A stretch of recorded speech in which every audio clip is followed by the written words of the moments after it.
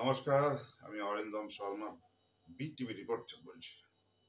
দর্শক, অবশেষে 26,000 চাকরি হারাদের, যাদের মধ্যে যোগ্য এবং অযোগ্য, চাল কাঁকড়, দুধ বা জল যাই বলেন, সব মিশ্রিত হয়ে আছে, তাদের সপক্ষে রাজ্য সরকার রিভিউ পিটিশন দায়ের করলেন অবশেষে। দর্শক, রিভিউ পিটিশনটা আসলে কি সেটা আগে একটু বিচার করা যাক। রিভিউ পিটিশন সাধারণত সুপ্রিম কোর্টের রায়ের ক্ষেত্রেই প্রযোজ্য। রিভিউ পিটিশন হাইকোর্টের ক্ষেত্রে সেভাবে প্রযুক্ত নয়। 3রা এপ্রিলের রায়ে যেখানে 26,000 যোগ্য অযোগ্যদের চাকরি একসঙ্গে বাতিল বলে ঘোষণা হয়েছে, তার পরিপ্রেক্ষিতে রিভিউ পিটিশন রাজ্য সরকার করেছে। কিন্তু সেটা পত্রপাঠ কেন খারিজ হয়নি একথা কিন্তু অনেকের মনেই ঘুরপাক খাচ্ছে। কারণ রিভিউ পিটিশন করতে গেলে হয় কোনো নতুন তথ্য বা প্রমাণ বা কোনো যুক্তি খাড়া করতে হবে, নয় কোনো ভুল ত্রুটি রায়ের মধ্যে বর্তমান সেটা খুঁজে বের করতে হবে, অথবা অন্য কোনো যৌক্তিক কারণ থাকতে হবে।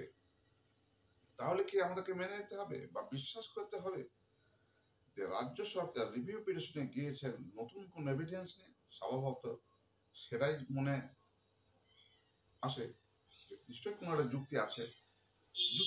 সেই যুক্তিটা কি? মেন যুক্তি একটাই তো থাকা উচিত, সেই যোগ্য এবং অযোগ্যদের লিস্ট, যে হ্যাঁ, মহামান্য আদালত সে লিস্ট এই খুঁজে খুঁজে পেয়েছি, এতদিন পাইনি, এই থাকলো আপনার টেবিলে, তবে তো রিভিউ পিটিশন করা সম্ভব বা এবং তার পরিপ্রেক্ষিতে সফলতা পাওয়া সম্ভব। কিন্তু এখনো পর্যন্ত সেই রিভিউ পিটিশন রেজিস্টার্ড পোস্টেই পৌঁছেছে এই পর্যন্ত, কিন্তু সেটা আশা করি এখনো সেই সংশ্লিষ্ট বিচারপতিদের রুদ্ধদ্বার কক্ষে সেটা খুলে তার বিচার বিবেচনা হয়নি। তার সারবত্তা বা যৌক্তিকতা নিয়ে এখনই কাটাছাড়া কিছুই হয়নি। হলে সেটা তত্ত্বপাঠ খারিজ হবে কিনা সেটা সময় বলবে। কিন্তু রিভিউ পিটিশনে সফল হতে গেলে রাজ্য সরকারকে যে ধরনের যৌক্তিকতা অবতারণা করতে হবে, সেসব যুক্তিগ্রাহ্য তথ্য রাজ্য সরকার যদি দিতে পারত, তাহলে সেই পিছন থেকে একটু ফিরে গিয়ে দেখে বলা যায় যে অভিজিৎ গাঙ্গুলির যখন অতি সহজে 5,000 সামথিং যোগ্য এবং অযোগ্যের বিচার করতে গিয়ে যে টোটালি এই অযোগ্য কটাকে বাদ দিয়ে একটা সুন্দর একটা যোগ্যের লিস্ট বা যোগ্যের পক্ষে রায় দেওয়ার একটা ব্যবস্থা তিনি করেছিলেন, কিন্তু রাজ্য সরকার তো তখনই পারেনি। তারপর সেই একই মনোভাব নিয়ে একই যুক্তি সুপ্রিম কোর্টে খাড়া করবে, এটা আর যাক 10টা সাধারণ দর্শকের মতো আমারও বিশ্বাস হয় না। তাহলে রিভিউ পিটিশন যদি উপযুক্ত নতুন তথ্যের অভাবে যদি খারিজ হয়েই যায় বা রায় যদি একই বর্তমান থাকে, তাহলে রিভিউ পিটিশনের প্রসঙ্গে তো এবার এসে দাঁড়ায় কিউরেটিভ পিটিশনের কথা। সেটা আবার কি?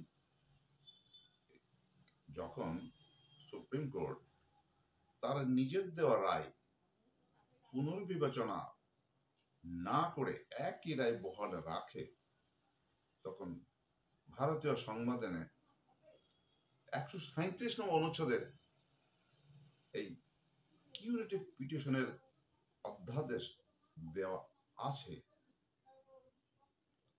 মোটামুটি এই কিউরেটিভ পিটিশনের প্রসঙ্গটা এসেছিল তৎকালীন অশোক হুড়া মামলার প্রেক্ষাপটে। কারণ যদি কোনো অযৌক্তিকভাবে সুপ্রিম কোর্টের কিউরি পিটিশন বাতিল হয় বা খারিজ হয় বা কোনো রায় না পাওয়া যায় বা সেই একই রায় পুনর্বিবেচিত হয়, তখন তার পক্ষে মানে মামলাকারীদের পক্ষে ওই রায়ের বিপক্ষে যাতে একটা কিছু নতুন আচার আলো দেখা যায়, সেই জন্য কিউরেটিভ পিটিশনের তালে তালে একটা যোগ্য বিচার বিচার পাওয়ার একটা আশা জাগানোর চেষ্টা হয়। কিন্তু সাধারণত একটা 30 দিনের ভেতরই 3রা এপ্রিল রায় বেরিয়েছে, অর্থাৎ 3রা মের মধ্যে এই রিভিউ পিটিশন দাখিল করার নিয়ম। এখন দেখার বিষয় রিভিউ পিটিশনের হাল কি হয়, তারপর কিউরেটিভ পিটিশনের প্রশ্ন আসে। এখন এই প্রসঙ্গে আর একটা প্রশ্ন চলে আসছে যে রাজ্য সরকার ভালো মতোই জানে যে যোগ্য অযোগ্যের লিস্ট কোনোদিনই আর দুধ জল আলাদা করা সম্ভব হবে না। তাহলে কিসের ভিত্তিতে, কোন এভিডেন্সের ভিত্তিতে রাজ্য সরকার রিভিউ পিটিশনে গেলেন? স্বাভাবিক মস্তিষ্কের বিবেচনায় এটাই কি মনে হয় না বা মানুষ ভাবতে পারে না যে এই অশান্ত পরিবেশে 26,000 চাকরি হারাদের পক্ষে কিছু একটা করলাম, সেই বার্তা দেওয়ার কি একটা মরিয়া প্রচেষ্টা নয়? দর্শক কি বলবেন বলুন তো?